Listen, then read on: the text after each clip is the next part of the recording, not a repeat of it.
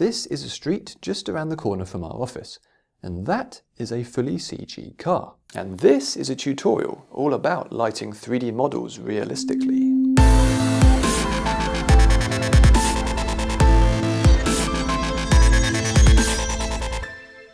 So we've covered 3D models before, and if you like helicopters, you're good to go.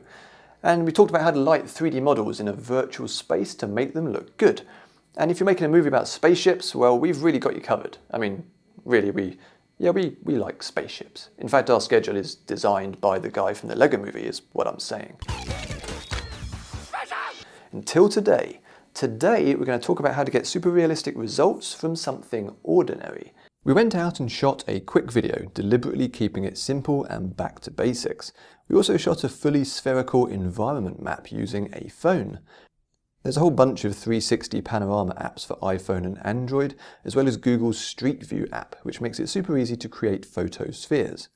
What these apps give us is a weird, stretchy image that looks like this, but this can then be wrapped onto the inside of a sphere in HitFilm and other 3D software.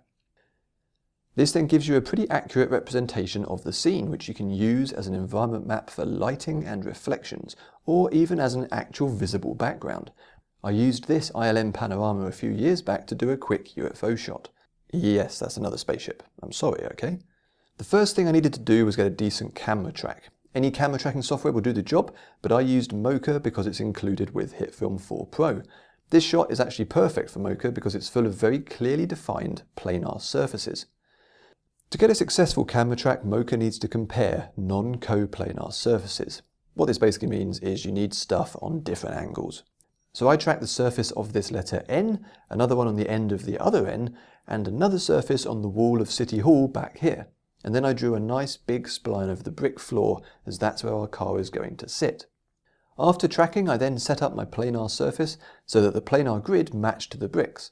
Again, it's really useful having a shot with such easily identifiable geometry and detail. And you can see that it's nicely tracked with that floor grid locked right in place. A quick camera solve later and I'm back in HitFilm with my newly tracked composite shot. We have more tutorials on Mocha if you want to know more about that whole process. Setting up materials correctly when you import 3D models is critical.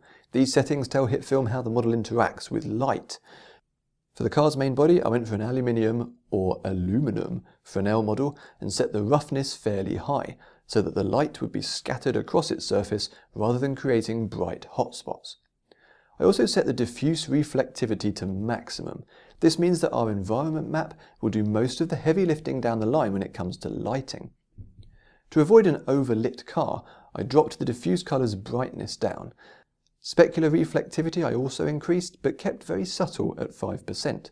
It is tempting to have a super reflecty vehicle, but too much and it starts looking unrealistic. This particular model has lots of material groups, which is great for tweaking all the different surfaces. For example, I set the tyres to have 0 specularity, so that they'd be nice and matte. The glass was set to 45% opacity and had a pretty high specular reflectivity and refraction, so that it'd be more reflective than the rest of the car, but you can still see through it to the inside. In our comp timeline we have 5 point layers brought in from Mocha, plus the video. These point layers represent our floor. I'm going to drop my car into the shot as a new layer. And there it is, sticking out like a sore thumb and sliding about all over the place. Let's get it positioned right. So here's how I'm going to do it. The first thing is to move the anchor point of the car so that it's sat on the bottom edge of the wheels. Currently it's right in the center of the car, which means that when I scale the car, it does so from the center. I'll jump into the front view and adjust the anchor point until the control widget is positioned at the bottom edge of the wheels. And now, if I scale the car, it's going to do so from the base of the wheels, which means that as I adjust it, it'll always keep its wheels on the ground. This will be really useful later on. After switching back to the active camera view, I'll parent the model to our floor center point. That's the one that came in from Mocha. In the car's world transform, you can see that our position is now offset. I'm going to reset the position to make sure that the car is sitting right on top of that point layer. When you're positioning 3D stuff onto a 2D video layer, it can all get a bit abstract and confusing. Looking at this as we scrub through the timeline, it's hard to tell where the car actually is in relation to the scene. So let's create a virtual floor. This will give us some kind of visual reference. I'll create a new plane, and make it 1500 by 1500 pixels, and I'll call it floor just so that we can keep track of our layers. I'll switch this into 3D and then parent it to our floor center point and zero out the position properties of that floor plane. I'm also going to change the 3D car model to 3D unrolled, which moves it into the same unified 3D space as the plane, and this means that they will properly intersect each other. I then need to orient the plane so that it's flat on the floor. The easiest way to do this is to switch over to the left view. Check out these points. These represent the floor, which was tracked inside Mocha.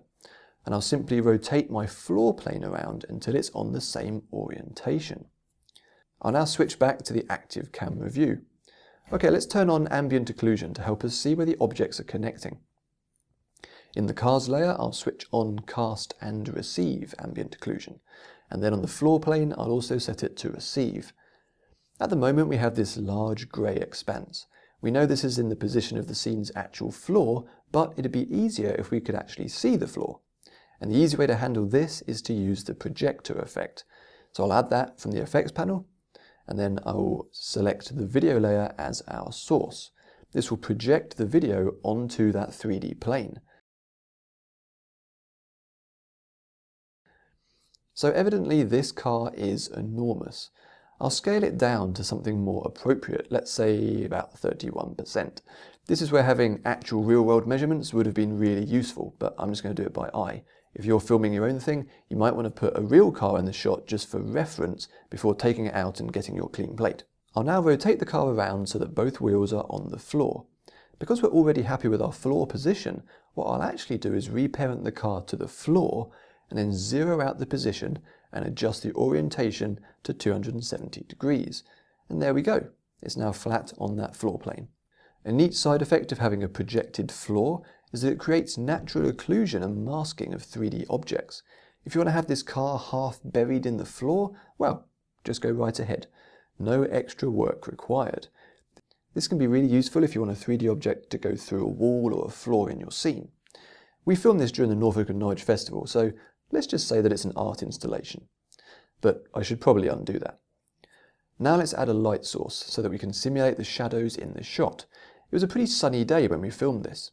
Now that I've added the light, the first thing to do is turn off illumination for the floor plane. We want it to receive shadows, but we don't want it to be lit up like this. And then in the cars materials, we'll turn on cast shadows.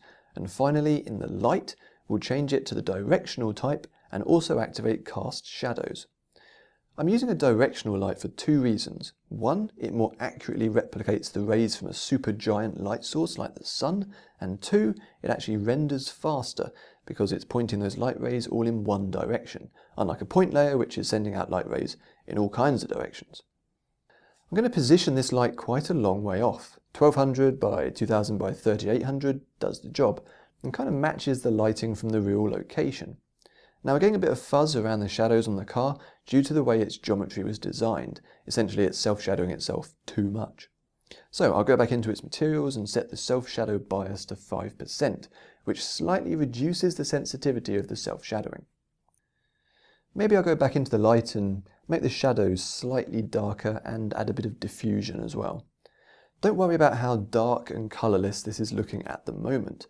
That's what our environment map is for. This 3D light is to give the illumination a sense of direction and to cast the shadows. The actual look will come from the map. So now I'm going to grab my environment map image and add it to the timeline. I've already prepped this a little by blurring it before importing it. You can do that inside HitFilm as well, of course, but unless you actively want to be adjusting the effects and the look on the fly, you might as well save yourself a half second of processing time and do it externally. I'll switch off visibility of the layer because we don't need to actually see it in the comp. And now in the car's materials, I'll set the environment map to layer and choose the image. Because the light and the environment map are combining together, we've now gone super bright. So I'm going to go into the light and adjust its intensity to balance it out, dropping it down to about 30%. We're now getting positional shading and shadowing from the 3D light, while the environment map is creating reflections and influencing the colour of the lighting. If I shift the car around a bit, note how the red brick of the big building to the left is now influencing the side panels on the vehicle. Here's a version where I've artificially tweaked the materials so that you can more easily see how the reflection is working. For the real shot, we do want to keep it really subtle, but you can see how it's mapping that reflection image onto the car. So I'm happy with that, and it's pretty simple to set up. We've got one light and one environment map, and they work together to light the scene. Now, if you're doing a nighttime scene, you might want to put in some more positional lights, but the general principles still apply.